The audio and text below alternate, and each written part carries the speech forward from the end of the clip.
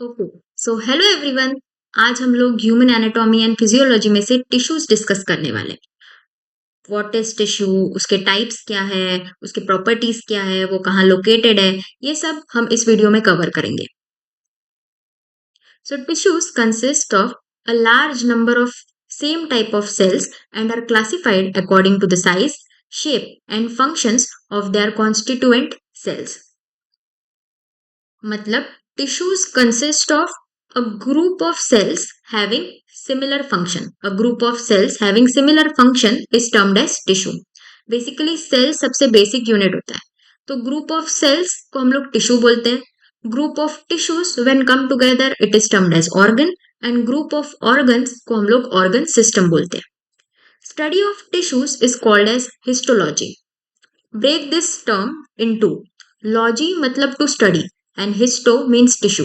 So histology is to study tissue.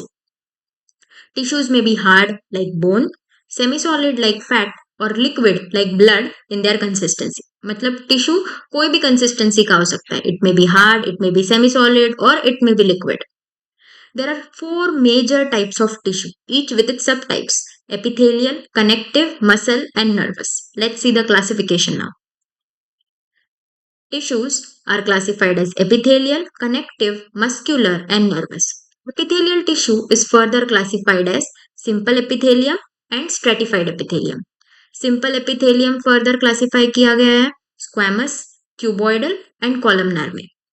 Stratified epithelium further classify किया गया है stratified squamous epithelium, transitional epithelium.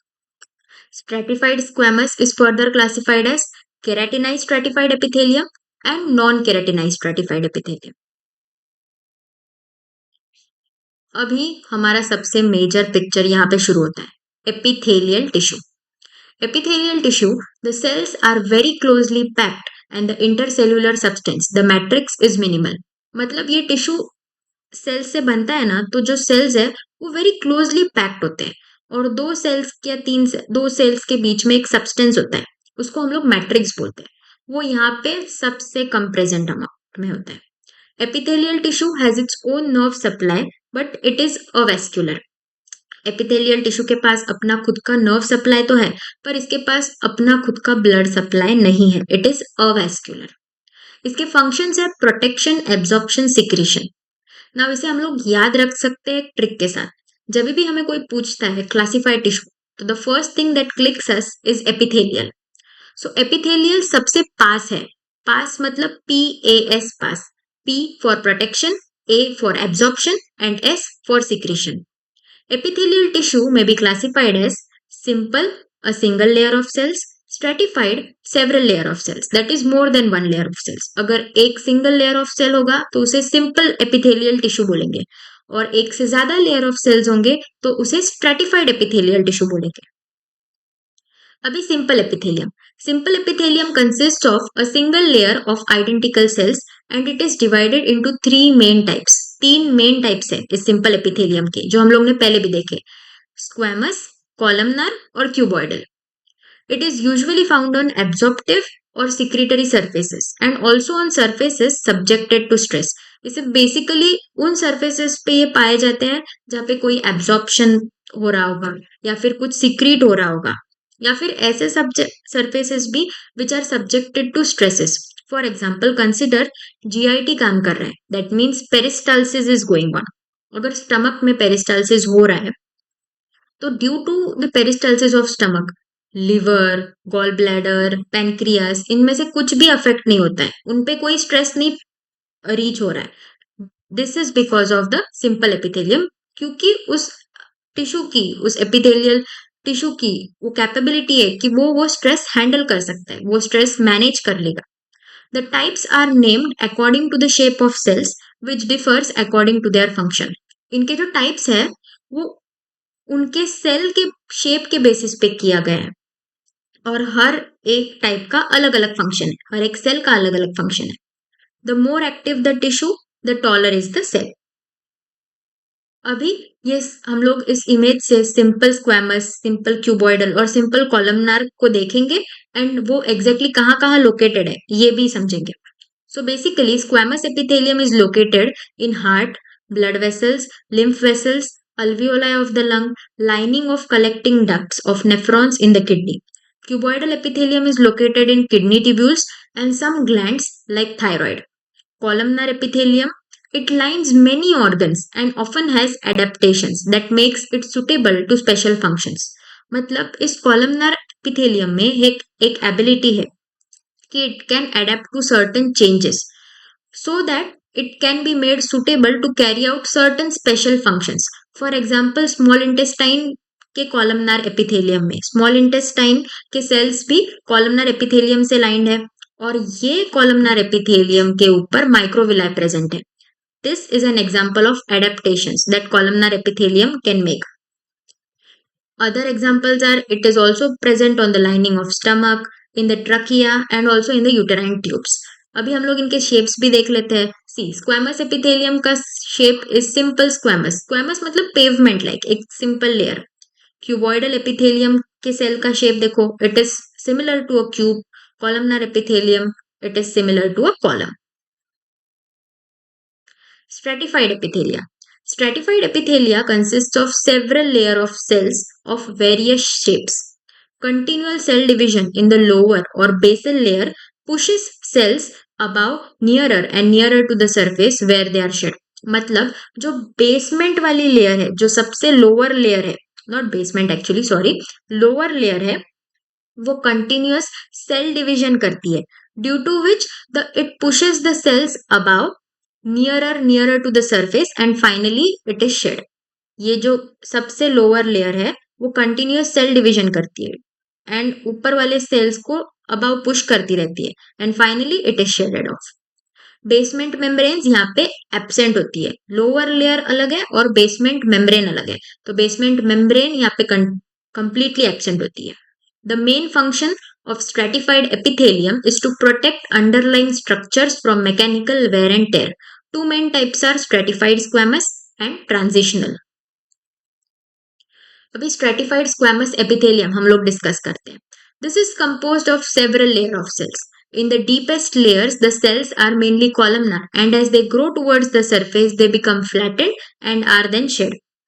मैं ये एक डायग्राम से हेल्प समझाती हूँ. आप देखो, ये जो डीपेस्ट लेयर है वो कॉलमनार शेप की है and as and now they are moving to the surface, it is becoming flattened and finally it gets shed of.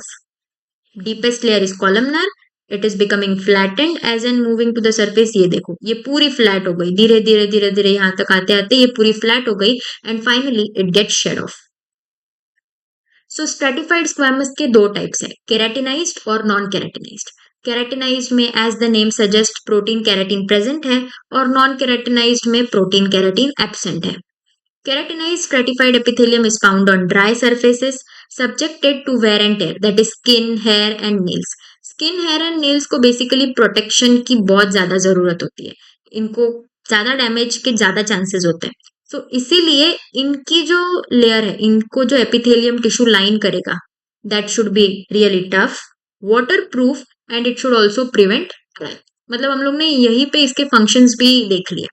That the keratinized stratified epithelium is tough, relatively waterproof, protective layer and prevents drying of the live cells underneath.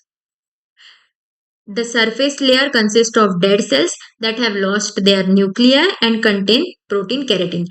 इसकी जो surface वाली layer है उसमें dead cells है जिनमें कोई भी nuclei present नहीं है and it contains the protein keratin. Non-keratinized stratified epithelium. This protects moist surfaces subject to wear and tear and prevents them from drying out. Example, conjunctiva of the eyes, lining of the mouth, the pharynx, the esophagus and the vagina. मतलब दोनों का basic function similar ही है कि it prevents drying out, but keratinize stratified epithelium में protein keratin present है, whereas non keratinized में keratin present नहीं है. Transitional epithelium. This is composed of several layers of pear-shaped cells. It lines several parts of the urinary tract, including the bladder, and allows for stretching as the bladder fills. मतलब basically ये जो transitional epithelium है ये बना है pear shaped cell से. And this transitional epithelium is present in the bladder, due to which it allows the bladder to expand to its optimum capacity. and allows to store urine for a relatively longer period of time. This is transitional epithelium, जो हमने अभी बात किया था ना, pear shaped cells. See you can see the shape of the cells is pear shaped cells. ये ऐसी छोटी छोटी बातें याद रखो कि histology is the study of tissues. Epithelial tissue के कितने टाइप्स है, सिंपल एपिथेलियल के कितने टाइप्स है, स्क्वैमस, क्यूबॉइडल, कॉलमनार. कॉलमनार की स्पेशल प्रॉपर्टी क्या थी कि उसमें एबिलिटी है that it can adapt to some special changes. फिर ट्रांजिशनल एपिथेलियम के सेल्स का शेप क्या है, पियर शेप्ड सेल्स. ऐसे. अभी connective tissue. Connective tissue is the most abundant tissue in the body. The cells in connective tissue are more widely separated as compared to epithelial tissue and matrix is also present in larger amounts. Matrix भी बहुत ज्यादा amount में present होते हैं. और जो sales है, जैसे हम लोग ने एपिथेलियल टिश्यू में देखा था कि cells are closely packed. On the contrast connective tissue में सेल्स जो है वो थोड़ा वाइडली सेपरेटेड है. Major functions of connective tissue are binding and structural support, protection, transport and insulation. Major functions of epithelial tissue were pass, protection, absorption, secretion. Connective tissue के major functions binding and structural support, protection, transport and insulation. अभी इसके कुछ examples. Loose areolar connective tissue. This is the most generalized type of tissue. It is found in almost every part of the body, provides elasticity and tensile strength. It connects and supports other tissue. ये सबसे common tissue है. Almost every part of the body में हम लोग को ये मिलेगा. इसमें इलास्टिसिटी भी है एंड टेंसाइल स्ट्रेंथ भी है. It connects and supports other tissues. Adipose tissue. As the name suggest adipose, it is related to fat. So it consist of fat cells, adipocytes, containing large fat globules in a matrix of areolar tissue. There are two types, white and brown. White adipose tissue जो है वो makes up to 20 to 25% of body weight in adults. More is present in obesity and less in those who are underweight. मतलब ये white adipose tissue majorly जो थोड़े wait से ज्यादा होते हैं उनमें ज्यादा प्रेजेंट होता है, और लेस वेट अंडरवेट वाले लोगों में ये कम अमाउंट में प्रेजेंट होते हैं. ऑन एन एवरेज ये 20 to 25% ऑफ बॉडी वेट होते हैं. Adipose tissue secretes the hormone leptin. Another important point. Adipose tissue secretes the hormone leptin. Brown adipose tissue. This is present in the newborn. It has a more extensive capillary network than white adipose tissue. Brown adipose tissue किसमें present होता है, newborn. दो important points मिले हम लोग को इस slide में से. Adipose tissue secretes the hormone leptin and brown adipose tissue is present in newborn. Now dense connective tissue. It contains more fibres and fewer cells. इसके दो टाइप्स है, fibrous tissue and elastic tissue. हम लोग discuss करते हैं अभी इसको. It is made up of very closed packed bundles of collagen fibers with very little matrix. It is found in forming ligaments. Ligaments क्या होता है, ligaments मतलब दो bones को join करने वाला ligament होता है. Periosteum, outer protective covering for bone, protective covering of certain organs also, and forms muscle sheaths which forms tendon eventually. एक तो ये लिगामेंट्स में भी हेल्प करता है फॉर्म करने के लिए. Periosteum, outer covering of bones, protective covering of certain organs, और इसी के हेल्प से टेंडन बनता है. टेंडन क्या होता है, जो मसल को बोन से कनेक्ट करता है. ये fibrous tissue closed pack bundle of collagen fibres. See this are collagen fibres, this lines they are collagen fibres. तो ये वेरी क्लोजली पैक्ड होता है, और इनमें मैट्रिक्स देखो बहुत कम मैट्रिक्स है. अभी elastic tissue. It is found in organs where stretching और alteration in shape is required. मतलब ऐसे ऑर्गन्स जहाँ पे continuous stretching and relaxing is required, like large blood wall vessels, trachea, bronchi, lungs. और इसका शेप भी देखो एक रबर बैंड के जैसा है, जहाँ पे कंटिन्यूअस रिलैक्सेशन, स्ट्रेचिंग ये कंटिन्यू चलता रहेगा. तो बेसिकली डेंस कनेक्टिव टिश्यू के दो टाइप्स हमने देखे, fibrous and elastic. Fibrous tissue में क्या था, कोलेजन फाइबर्स के पैक्ड बंडल्स थे, और इनके एग्जांपल्स क्या है, ligaments, periosteum, protective covering of certain organs and tendon also. और इलास्टिक टिश्यू क्या होता है, where stretching or alteration in shape is required. And इसके examples large blood vessel walls, trachea, bronchi, lungs. अभी reticular tissue. As the name suggests, reticular tissue is made up of reticulocytes. It has semi-solid matrix and white blood cells. It is present in lymph nodes and all the organs of the lymphatic system. Blood is a fluid connective tissue. Blood के बारे में detail में हम लोग blood के video में discuss करेंगे. अभी बस इतना ही याद रखो, blood is a fluid connective tissue. Cartilage is firmer than other connective tissues. Comparatively थोड़ा स्ट्रेंथी होता है. द सेल्स कॉन्ड्रोसाइट्स, कार्टिलेज के सेल्स का नाम क्या है? Chondrocytes are sparse and lie embedded in matrix reinforced by collagen and elastic fibers. मतलब ये कार्टिलेज कॉन्ड्रोसाइट्स नाम के सेल से बना हुआ होता है और इसके मैट्रिक्स में collagen and elastic fibres present होते हैं. There are 3 types: hyaline cartilage, fibrocartilage and elastic fibrocartilage. मैं भी आपको डायग्राम भी एक्सप्लेन कर देती हूँ.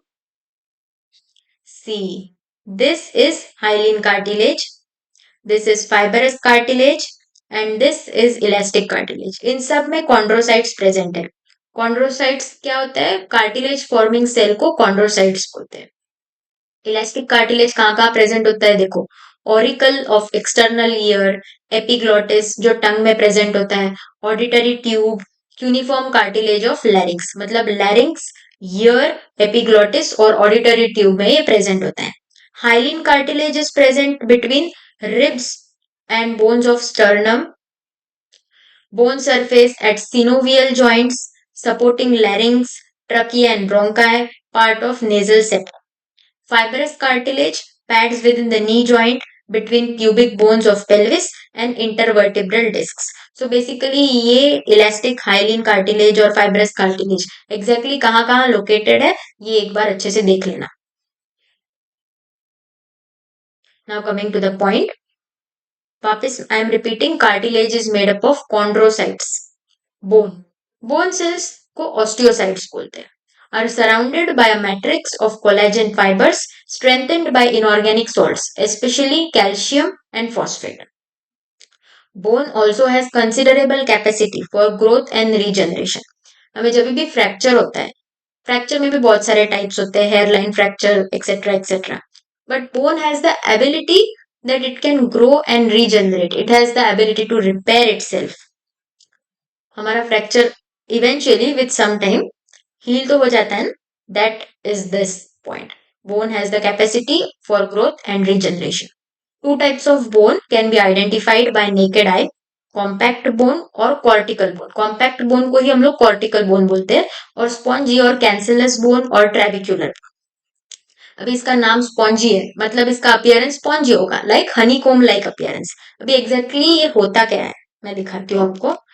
ये जो बोन है, इसका आउटर पार्ट है, इसको बोलते हैं कॉम्पैक्ट बोन, और जो इनर होता है उसको बोलते हैं spongy bone. Outer part is compact and inner is spongy bone. Muscle tissue. This tissue is able to contract and relax. जब भी मसल ये नाम हमारे दिमाग में आता है, इमीडिएटली कॉन्ट्रैक्शन रिलैक्सेशन का पिक्चर स्ट्राइक हो जाता है हमारे माइंड से. Providing movement within the body and of the body itself. Within the body also and of the body itself. There are 3 types of specialised contractile cells known as fibres. मतलब muscle tissue के जो sales होते हैं उनको fibres भी बोलते हैं. Skeletal muscle, smooth muscle and cardiac muscle.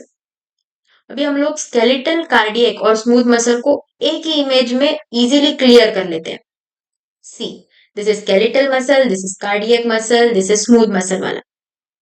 अभी इसका location, skeletal muscle is attached to the bone. Cardiac muscle, as the name suggests, cardiac, it is present in the heart. And smooth muscle, it lies in the walls of hollow organs, blood vessels and glands. Now its appearance. देखो, इसका cell shape है cylindrical and long, as the name suggests. This is cylindrical and long also. This is branched. ये हम लोग ऐसे याद रख सकते हैं. See, consider this as a heart. So heart से various branches निकलती है, aorta, pulmonary artery, superior vena cava, inferior vena cava. So मतलब heart में branches है. तो हार्ट के जो सेल्स है, मसल के जो सेल्स है उसमें भी ब्रांचेस है। तो कार्डियक मसल के सेल में ब्रांचेस है, याद रख सकते हैं हम लोग ऐसे।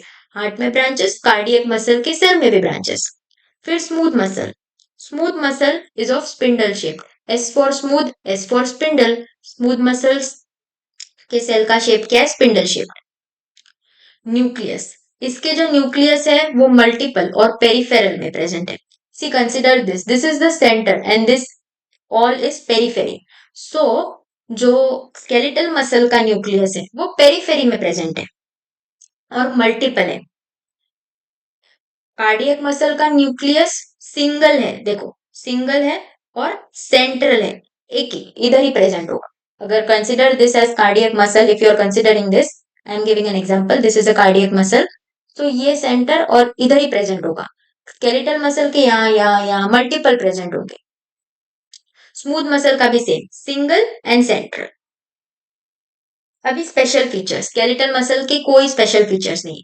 कार्डियक मसल का है important special feature, intercalated disc. अभी हम लोग इंटरकैलेटेड डिस्क को थोड़ा डिटेल में पढ़ते हैं। See this is intercalated disc. Intercalated disc basically क्या करता है? दो सेल को एक साथ कनेक्ट कर देता है, तो उसको बोलते हैं इंटरकैलेटेड डिस्क। और इसमें एक स्पेशल एबिलिटी भी है, ये कार्डियक कॉन्ट्रैक्शन, रिलैक्सेशन, उसमें ऑटोरिदमिसिटी मेंटेन करने के लिए भी इंटरकैलेटेड डिस्क हेल्प करता है। This is intercalated disc, this is the diagram and this is the microscopy of intercalated disc. See, this is the intercalated disc का microscopy.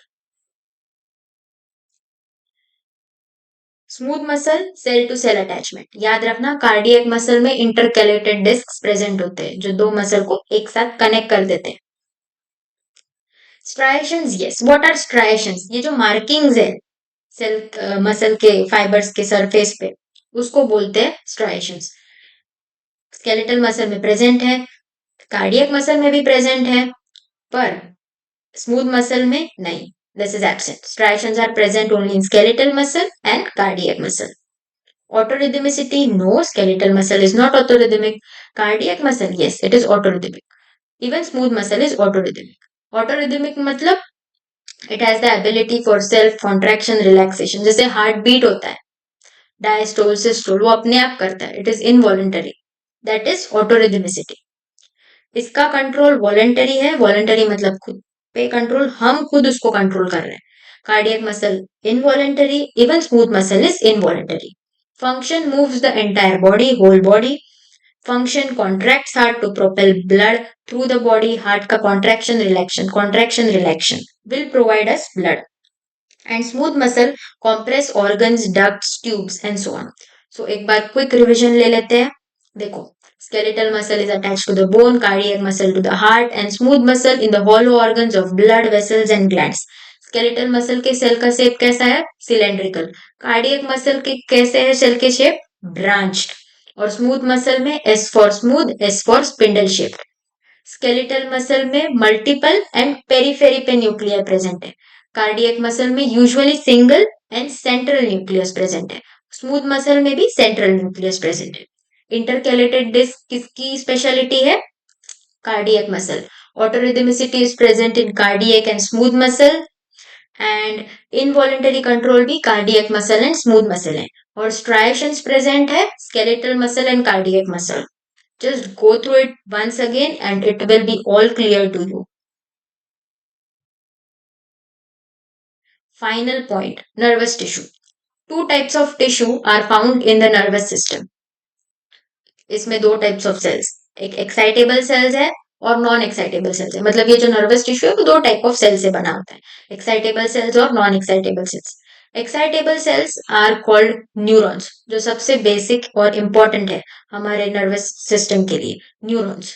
Don't get confuse between neuron and nephron. Neuron is related to the nervous system, whereas nephron is related to the kidneys. So excitable cells are called as neurons and they initiate, receive, conduct and transmit the information. And non-excitable cells, also known as glial cells, they support the neurons. These are different types of glial cells: oligodendrocytes, microglia, ependymal cells, astrocytes and Schwann cells. This was all about tissue. Thank you.